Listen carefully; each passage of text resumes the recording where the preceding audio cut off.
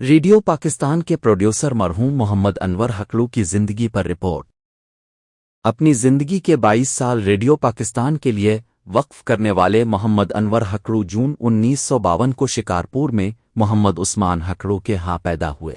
अपनी पूरी तालीम शिकारपुर में मुकम्मल करने के बाद हैदराबाद में महकमा इत्तलात पाकिस्तान में मुलाजिमत शुरू करके अपनी पेशा वराना जिंदगी का आगाज किया। फिर 1985 में रेडियो पाकिस्तान जैसे तारीखी इदारे से बतौर प्रोड्यूसर वाबस्ता हो गए।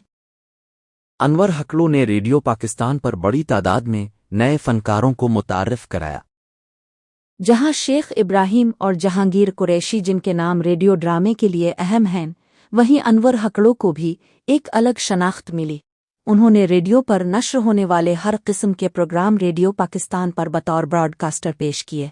उन्होंने कई प्रोग्रामों में नए तजुर्बात भी किए। वो ड्रामे के बेहतरीन प्रोड्यूसर थे। उन्होंने जो ड्रामे पेश किए वो नाजरीन में बहुत मकबूल हुए। ये यादगार ड्रामे आज भी याद किए जाते हैं। मोहम्मद अनवर ने अपने नशरियाती सफ़र का आगाज़ बतौर प्रोड्यूसर किया और बाद में सीनियर प्रोड्यूसर और प्रोग्राम मैनेजर बन गए।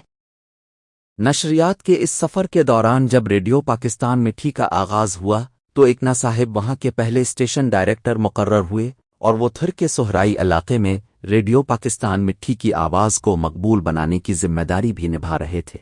रेडियो पाकिस्तान मिट्टी से बाकायदा नशरियात का आगाज़ करने वाले मोहम्मद अनवर हकड़ू ने थर के लोगों की ज़रूरियात और मजाज को मद्देनज़र रखते हुए कई नए प्रोग्राम शुरू किए। उन प्रोग्रामों ने थर के लोगों के दिल जीत लिए। उन प्रोग्रामों में थर में बोली जाने वाली तकरीबन तमाम ज़बानों के प्रोग्राम शामिल थे। मिट्टी रेडियो से वापसी पर उन्होंने एक बार फिर रेडियो पाकिस्तान हैदराबाद में प्रोग्राम मैनेजर का चार्ज संभाल लिया। मिट्टी रेडियो से उनकी अलहदगी की वजह उनकी ख़राब तबीयत थी, जिसकी वजह से मुख्तलिफ औकात में उनके साथ मुख्तलिफ इख्तिलाफात होते रहे। मेहनती ब्रॉडकास्टर मोहम्मद अनवर हकड़ू फरवरी 2008 को इंतकाल कर गए।